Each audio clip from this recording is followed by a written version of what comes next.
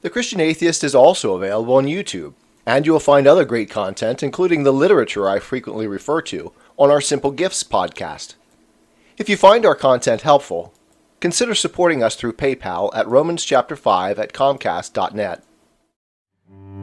Welcome to the Christian Atheist, where faith and reason fuse in the incarnation. Episode number 24, Letters to My Atheist Self. Letter number 1. On the example of Drew from the Genetically Modified Skeptic, I have decided to write a series of letters to my atheist self. Drew is a thoughtful and intelligent young man that reminds me in many ways of myself when I turned to atheism. I see much of myself in his attitude toward the world and others. He, like me, is seeking truth, and he felt deceived by his understanding of God and his experience in an evangelical church context. In becoming an atheist, however, he maintains a sense of humility and common humanity.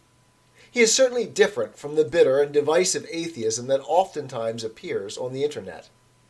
And I cannot help but wonder if his long-term experience might mirror my own. I pray it will, and that he won't allow his a priori commitment to a faith position to prevent an honest confrontation with the reason and evidence that would put his feet back on the way to truth and life.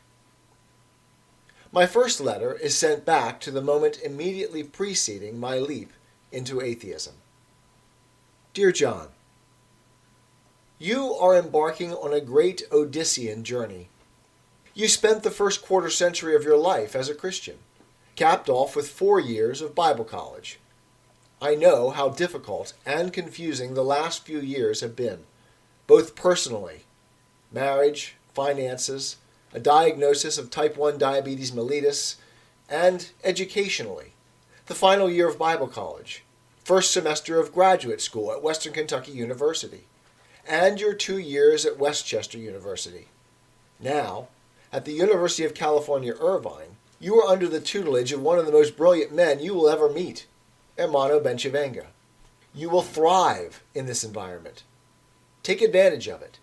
You have endured a serious crisis of faith and are about to plunge into atheism. More on this below. But as your future self, I am excited for you, if a trifle disappointed and saddened. There is heartbreak, but also a great deal of discovery and learning in front of you. And I want to affirm your most basic principles, as they will serve you well moving forward. Your commitment to truth, though it turn you from God at this moment, is precisely what it should be. Although you have not yet formulated it in this way, you will come to understand truth as the central value of your existence, and everything else will depend upon this commitment. The ethics of your childhood, that mixture of Dad's strict and humble agnostic humanism with Mom's quiet but immovable Christian faith, will serve you well in all your relations with others, even though you will never feel as though you fit in with anyone, anywhere, until you're 52. And I cannot even begin to prepare you for the events of that annus mirabilis. Your love of science and discovery, learning for learning's sake, are some of your most serious passions, and I love that about you to this day. Science, as you properly conceive it, is one of the most powerful tools in pursuit of truth you will ever encounter. Your love of Kuhn's The Structure of Scientific Revolutions will serve you well as a check on the absolute claims of scientism, causing you to be even more of a skeptic than most skeptics. Remember, though, that skepticism is not an end in itself, but a tool for discovering truth. Something the postmoderns you already find problematic never seemed to learn. Your time in academia will be filled with learning, not just about academic subjects, but also about academic individuals and institutions. Pay very careful attention to what you observe, as your disillusion with the academy will come to mirror your disillusion with the Christian faith. As you plunge from the wood between the worlds, remember C.S. Lewis's Magician's Nephew? of agnosticism into the pool of atheism, remember what, and more importantly, who you leave behind. The pain you cause others with this step, more than anything else, you will regret. As you move forward through graduate school, you will answer a question that drove you to philosophy. What is wrong with our world? How did it go so far off track in so short a time? Stick close to Professor Benchavenga. He is perhaps the most honest of academics you will encounter. He will call a spade when all others are calling it a club, a heart, or a diamond. You will discover an orthodoxy in academic belief and practice that rivals the religious convictions you are attempting to leave behind, though you are not yet ready to accept that fact. Benchavenga is his own man, unorthodox, unafraid, nonconformist, marching to the beat of his own drummer, and he will allow and encourage your independent thought. More importantly, he will expose you at unparalleled depth to a philosophical tradition and a critical approach to philosophy that will revolutionize your thinking and provide historical context to address your deepest concerns. Before you leap from the wood of agnosticism into atheism, I would like to tell you one more thing. In case you haven't guessed from the vague hints above, in about 25 years, we find a rational path back to Christ.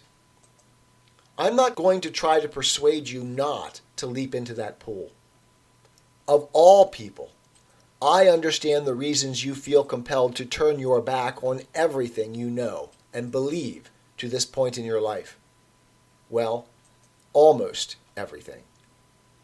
It is possible that, given enough time, I might be able to persuade you, knowing you and our history as I do. I think, however, that you must go into that pool. The author of our narrative has many twists and turns, from you to me.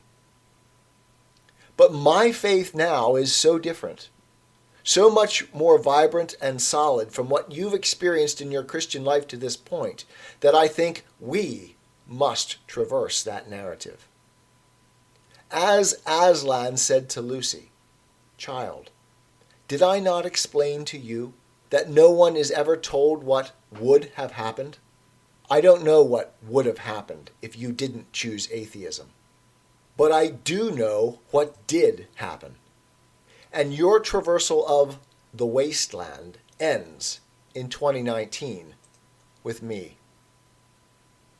I would gladly endure all that agony over and even over again to find the truth and the joy of our present. I am a Christian with the searching and skeptical mind of an atheist. I don't want to believe anything that isn't true. I know both sides of the looking glass, and I know them with open eyes. I choose Christ's side. I invite you to join me from wherever you stand before the looking glass. That's this week's episode. Thanks for listening. And remember, you can have your religious cake and eat it too. You can have reason, respect for science, a 21st century worldview, and be a Christian.